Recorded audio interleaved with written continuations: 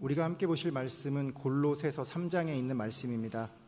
골로새서 3장 1절부터 4절의 말씀을 같이 보시겠습니다. 골로새서 3장은 제 성경은 신약 327쪽에 있습니다. 골로새서 3장 1절부터 4절의 말씀을 우리가 한 목소리로 함께 읽었으면 좋겠습니다. 우리 같이 읽겠습니다. 그러므로 너희가 그리스도와 함께 다시 살리심을 받았으면 위의 것을 찾으라. 거기는 그리스도께서 하나님 우편에 앉아 계시느니라. 위의 것을 생각하고 땅의 것을 생각하지 말라. 이는 너희가 죽었고 너희 생명이 그리스도와 함께 하나님 안에 감추어졌음이라. 우리 생명이신 그리스도께서 나타나실 그때에 너희도 그와 함께 영광 중에 나타나리라. 아멘. 살아계신 사랑하는 성도 여러분, 여러분은 혹시 죄를 이기고 계십니까? 제가 감히 예상하건대 이 자리에 나는 죄를 이깁니다 라고 자신 있게 말씀하실 수 있는 분은 한 사람도 없으실 겁니다. 이 죄의 문제는 이 자리에 있는 우리 모두를 늘 괴롭히는 믿는 자들이 항상 안고 가는 숙제입니다.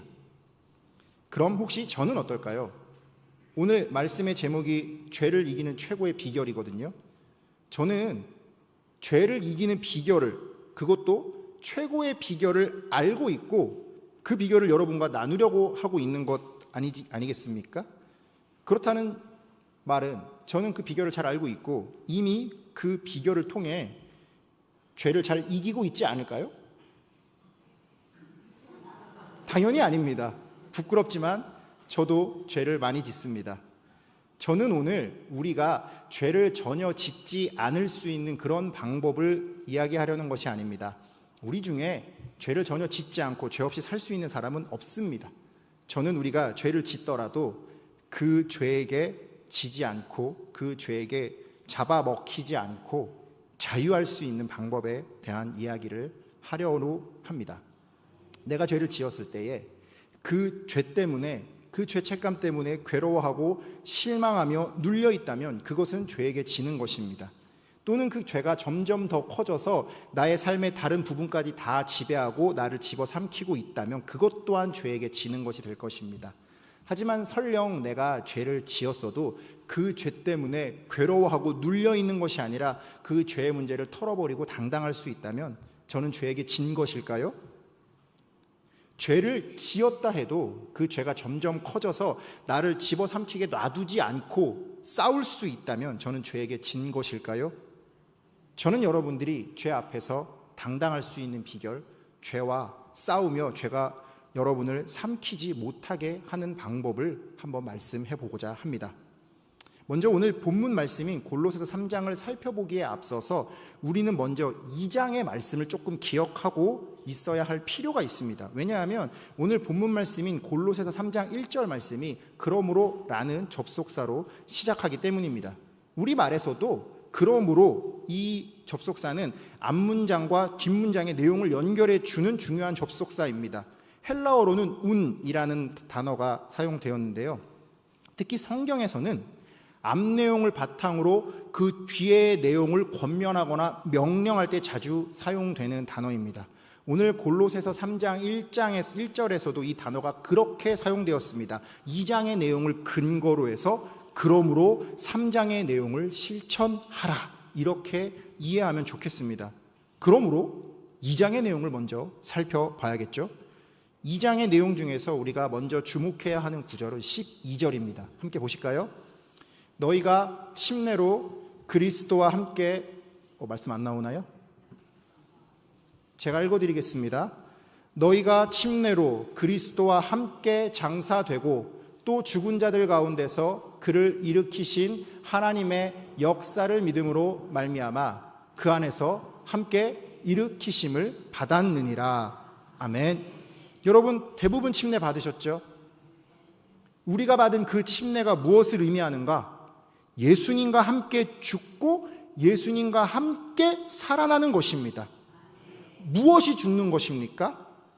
나의 옛사람이 죽는 것입니다. 예수님을 모르고 죄에게 늘 지고 있었던 그 삶이 죽는 것입니다. 그리고 무엇이 살았습니까? 그 죄의 문제를 주님께서 다 해결해 주신 새 사람이 사는 것입니다. 우리 2장 20절도 한번 보도록 하겠습니다. 너희가 세상의 초등학문에서 그리스도와 함께 죽었거든 어찌하여 세상에 사는 것과 같이 규례에 순종하느냐. 또 무엇이 죽었냐 하면 세상의 초등학문에서 죽었습니다. 율법이나 종교적인 법칙 같은 것에서 이미 죽어 자유했으니 이제 더 이상 그런 규례에 순종하는 것으로 우리 죄의 문제를 이기려고 하지 말라는 것입니다. 이 장의 내용이 더 길고 심오하지만 오늘 우리가 중점적으로 살펴봐야 할 내용은 3장이니 이 정도만 정리하고 넘어가도록 하겠습니다. 우리가 예수님을 믿었을 때 죄 짓던 우리의 옛사람은 죽었습니다. 죄의 문제를 해결받은 새 사람이 살았습니다. 그리고 이제 더 이상 율법의 행위나 종교적인 어떤 행위로는 죄를 이길 수 있는 것이 아닙니다. 다른 방법이 필요한 것입니다. 그러므로 이제는 죄를 이기려면 3장의 방법과 같이 해야 합니다. 이제 본격적으로 죄를 이기는 최고의 비결을 알려드리겠습니다. 죄를 이기는 첫 번째 비결은 믿으라입니다. 따라해 볼까요? 믿으라. 무엇을 믿어야 하는지 우리 오늘 본문 말씀 골로새서 3장 3절 말씀을 다시 한번 보겠습니다. 빨간 글씨만 한번 읽어볼까요? 시작. 이는 너희가 죽었고. 빨간 글씨만 읽어주십시오. 3절 말씀은 먼저 우리가 죽었다라고 선포하십니다. 무엇이 죽은 거였죠? 그렇죠.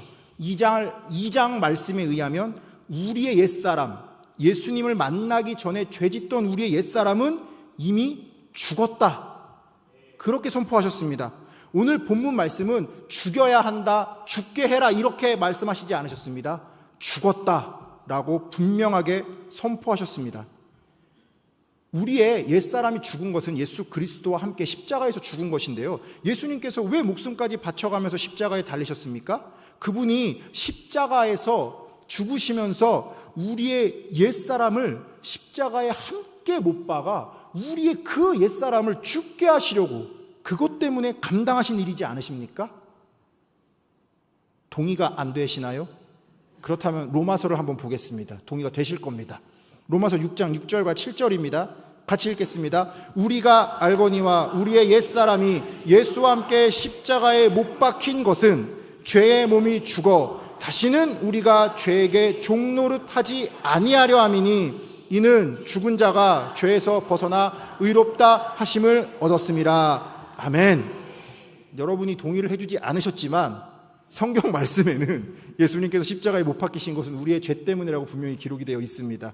그리고 우리가 예수님을 믿고 침례를 받았을 때 우리도 예수님과 연합하여 우리의 죄는 이미 십자가에 못 박았습니다. 예수님이 십자가에 못 박히셨을 때 예수님께서 미처 해결하지 못하신 죄가 남아 있을까요?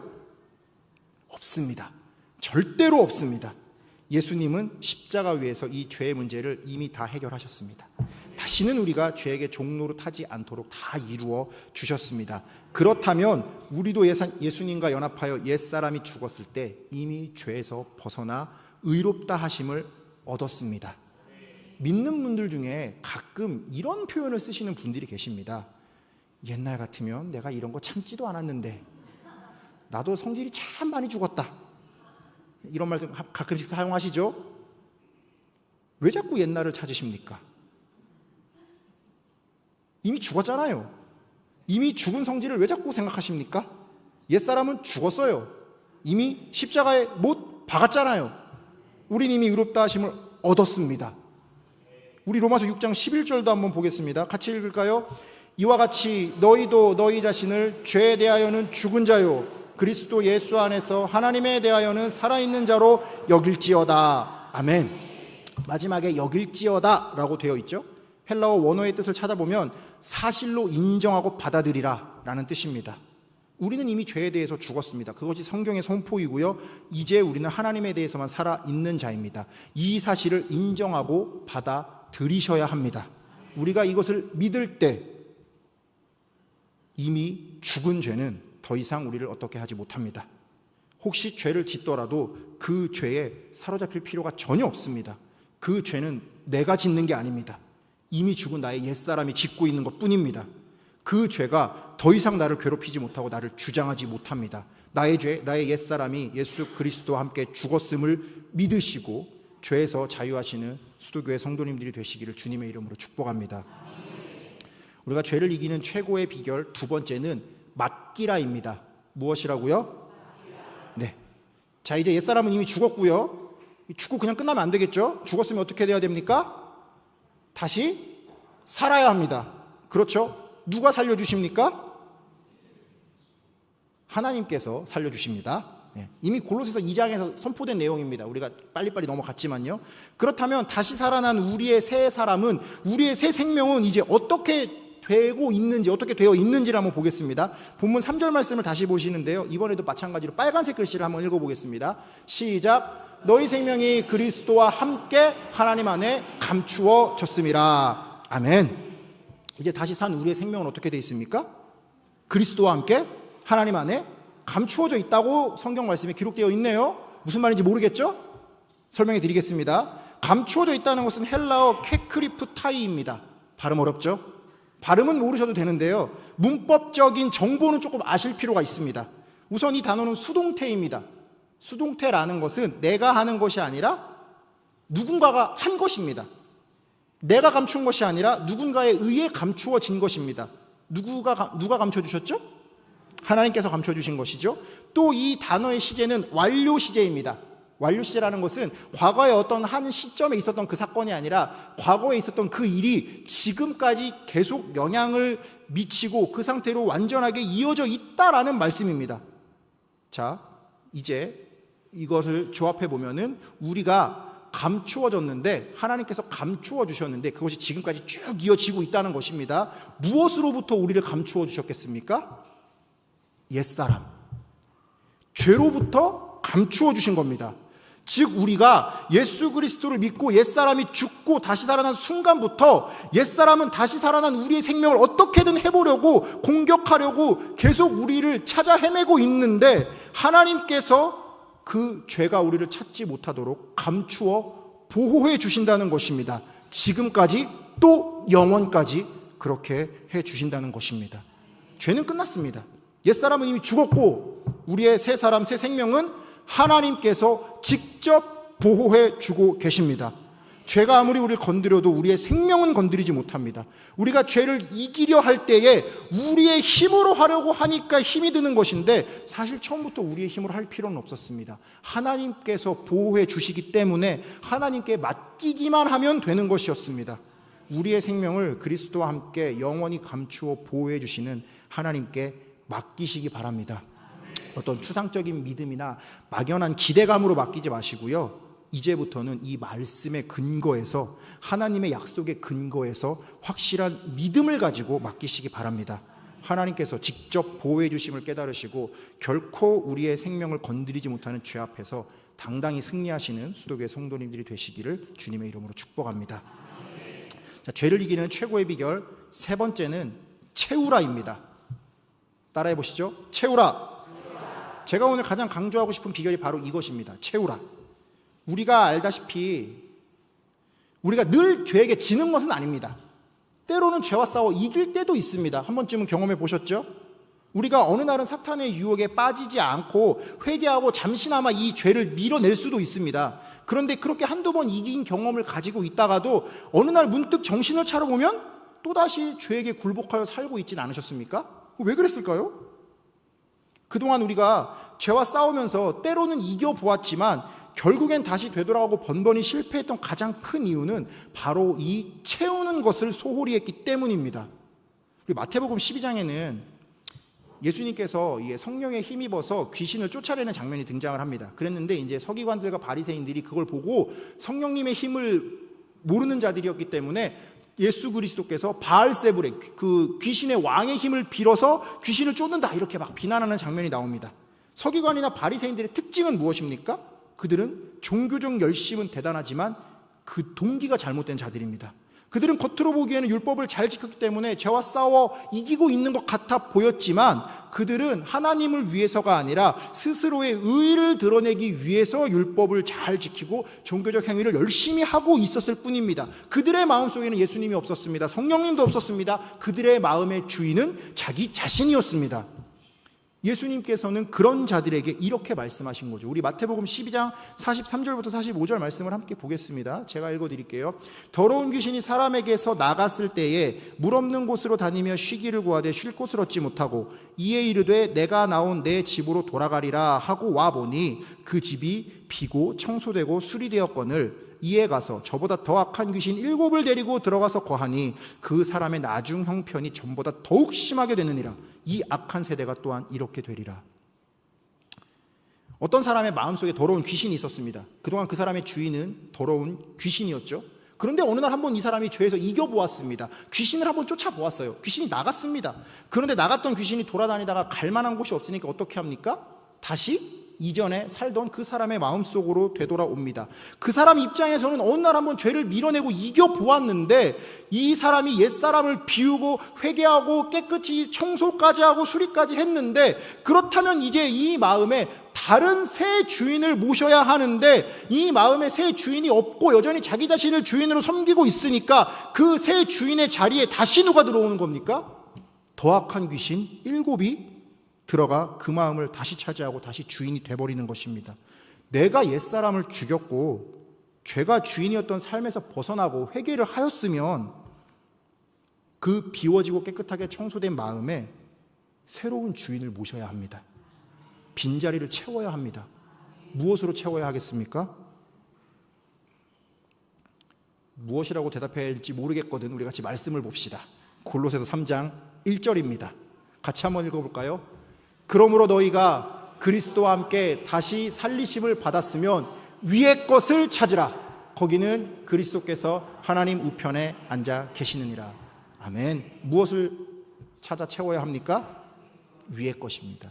위의 것이 무엇인지 바로 뒤에 친절하게 설명이 되어 있네요. 거기는 그리스도께서 하나님의 우편에 앉아 계시느니라.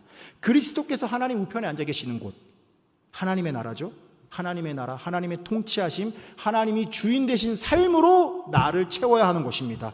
내가 나의 옛사람을 죽였으면 이제는 하나님이 주인 되신 삶, 성령님이 나를 지배하시는 삶으로 채워야 하는 것입니다. 성령님이 내 안에 채워지면 그분이 하시는 가장 중요한 일은 우리가 옛사람과 싸워 이길 수 있도록 도우시는 일입니다. 에베소서 3장 16절을 볼까요? 같이 한번 읽어보겠습니다. 그의 영광의 풍성함을 따라 그의 성령으로 말미암아 너희 속사람을 능력으로 강건하게 하시오며, 이 속사람이 바로 예수님과 함께 죽었다 다시 살아난 우리의 새로운 모습입니다. 옛사람, 죄가 다시 차지하려고 호시탐탐 노리고 있지만 누가 능력으로 강건하게 해주십니까? 성령님께서 강건하게 해주십니다. 갈라디아서 5장 16절도 보시지요. 함께 읽겠습니다. 내가 이르노니 너희는 성령을 따라 행하라. 그리하면 육체의 욕심을 이루지 아니하리라. 아멘. 우리가 성령을 따라 행하고 있으면 육체의 욕심은 저절로 해결됩니다. 성령을 채우고 그분을 따라 살아가고 있으면 죄와 딱히 싸울 필요도 없어집니다. 저절로 성령님께서 싸워 이겨주십니다. 그렇게 위의 것을 찾고 하나님이 주인 되신 삶을 내 안에 채우면, 성령님을 자꾸 내 안에 이렇게 채우려면 우리가 무엇을 해야 할까요? 우리 무엇을 해야 우리 안에 성령 충만함을 채울 수 있을까요? 성령님을 우리 안에 채우는 방법은 굉장히 단순합니다. 너무 어렵게 생각하지 마세요. 아마 여러분도 다 알고 계시는 방법일 겁니다. 다 알고 계시는 방법이겠지만 제가 질문하면 대답하지 않으실 것을 알고 있기 때문에 그냥 성경 말씀 몇 군데를 찾아 드리겠습니다. 요한복음 7장 38절과 39절을 보시죠. 읽겠습니다. 시작. 나를 믿는 자는 성경의 이름과 같이 그 배에서 생수의 강이 흘러나오리라 하시니 이는 그를 믿는 자들이 받을 성령을 가리켜 말씀하신 것이라. 39절은 안 나왔지만 39절에 의하면 이 생수에서 흘러나오는 강이 바로 성령님이다 말씀하십니다. 누가 이 성령님을 경험합니까? 나를 믿는 자, 예수님을 믿는 자입니다. 우리가 먼저 예수 그리스도를 믿기로 작정하고 그분을 영접한 순간 이미 성령님은 내 안에 찾아오십니다. 그러니까 우리가 성령님을 경험하려면 일단 이 진정한 믿음이 가장 먼저고요. 그 다음에 누가복음 11장 13절도 보겠습니다. 같이 읽겠습니다. 시작. 너희가 악할지라도 좋은 것을 자식에게 줄 줄 알거든 하물며 너희 하늘 아버지께서 구하는 자에게 성령을 주시지 않겠느냐 하시니라. 아멘. 다음은 어떻게 해야 되겠습니까? 구해야 합니다. 끊임없이 구해야 합니다. 하나님께 성령 충만을 끊임없이 구하며 기도해야 합니다. 기도는 성령 충만을 경험할 수 있는 가장 쉽고 빠른 방법입니다. 약속하셨잖아요. 하나님께서 직접 구하는 자에게 성령을 주시겠다라고. 여러분, 우리가 흔히 하는 말 중에 바빠서 뭐 기도할 시간이 없어요, 뭐 말씀 볼 시간도 없어요 이렇게 말하잖아요. 저는 그것만큼 비겁한 변명도 없다라고 생각을 합니다. 자, 솔직히 볼까요? 우리는 아무리 바빠도 말씀 볼 시간은 없지만 딴짓할 시간은 있습니다. 그렇죠? 기도할 시간은 없지만 죄 지을 시간은 있잖아요. 아무리 바빠도 죄 지을 시간은 있는데 말씀 보고 기도할 시간, 뭐 하나님께 드릴 시간, 내 영을 성령으로 채울 시간은 없다? 우리의 신앙에 대해서 다시 한번 고민해 봐야 할 문제입니다. 여러분 기억나십니까? 저희 교회는 원래 저녁 예배가 있던 교회입니다. 기억나세요? 제가 사역자로 처음 수도교회에 왔을 때 주일이 정말 길고 바빴습니다. 주일 새벽부터 하루가 이제 시작되어서 뭐 오전 내내 예배드리고 뭐 오후에도 크고 작은 모임들이 있고 사역들이 있고, 게다가 저는 막내 전도사였고 뭐 지금도 막내지만, 그러다가 이제 늦은 오후가 되면은 이제 저녁 예배를 드리기 직전에 이제 그 오후 시간과 저녁 예배 전에 잠깐 뜨는 시간이 조금 있었어요. 그 시간에 뭐 했는지 아세요? 저기 원로 목사님과 사역자 회의하고, 이제 회의가 끝나면 원로 목사님 앞자리에 앉아서 이게 같이 식사하고 그렇게 하고 이제 저녁 예배 드리고 이렇게 했었습니다. 제가 딴짓을 할 틈이 없었습니다.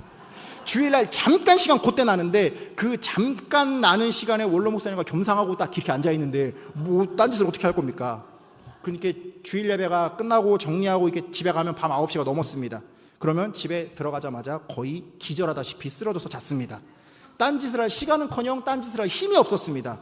문제는 사람은 적응의 동물이라는 겁니다. 처음에는 정말 바빠서 딴짓할 틈이 없었는데 그 바쁜 주일 스케줄에 좀 적응을 하고 나니까 틈이 생기더라고요. 딴짓할 틈이.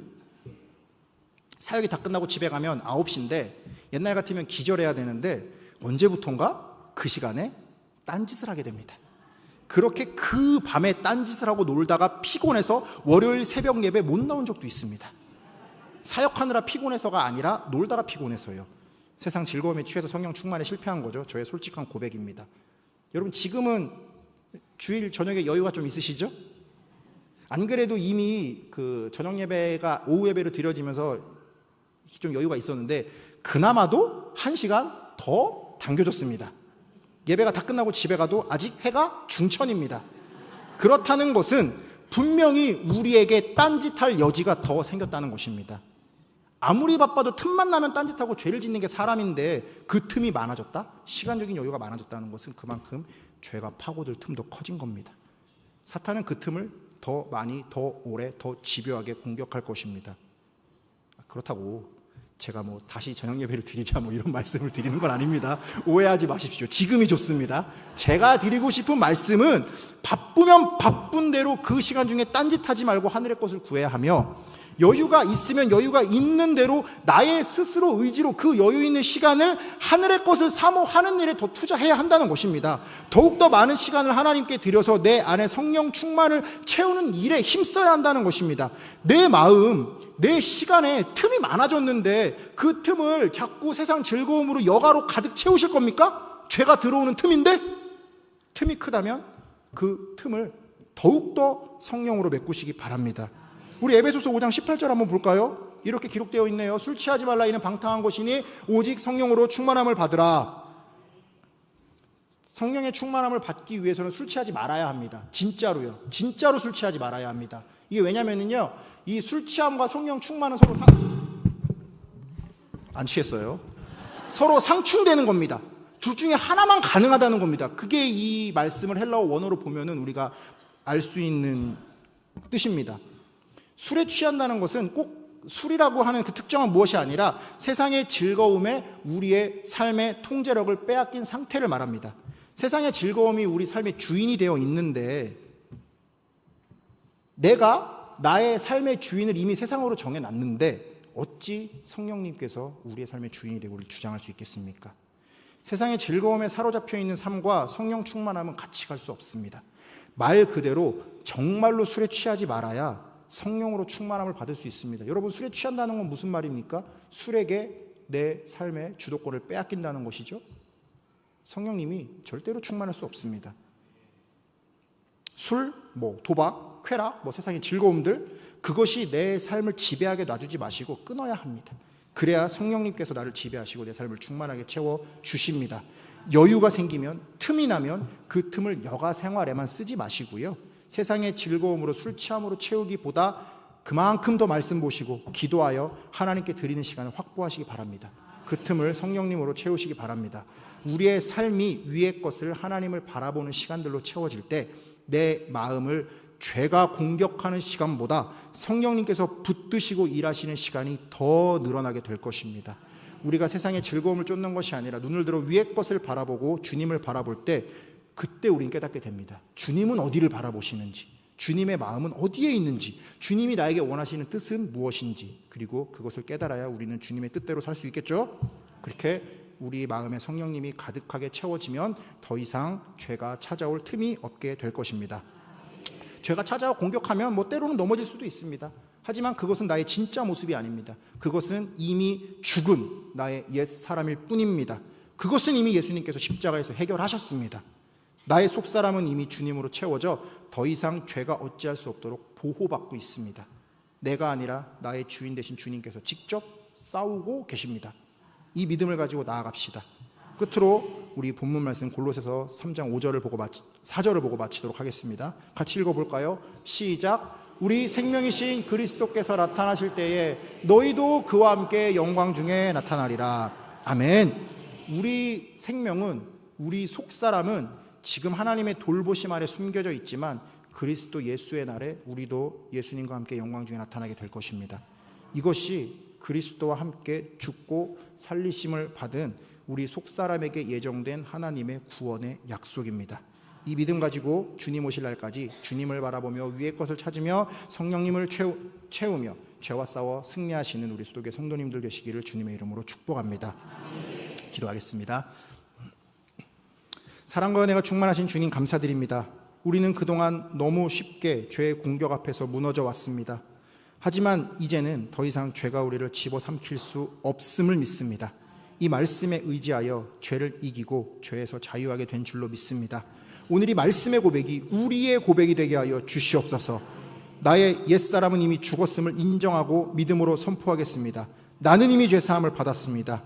이제 나의 속사람은 하나님의 보호하심 아래 있습니다. 전능하신 주님께서 대신 싸워주실 것을 믿고 맡기겠습니다. 이제 그리스도와 함께 살리심을 받았으니 위의 것을 찾겠습니다. 옛사람이 비워진 나의 마음속에 사탄이 틈타지 못하도록 하나님의 통치하심을 채우고 성령님을 채우겠습니다. 성령님께서 나를 주장하시도록 세상의 즐거움에 취하지 않고 늘 하나님을 바라보겠습니다. 우리 모두가 주님의 날까지 이 믿음 가지고 승리하여 주님께 영광 돌리게 하여 주시옵소서. 감사드리며 살아계신 우리 주 예수 그리스도의 이름으로 기도드립니다. 아멘.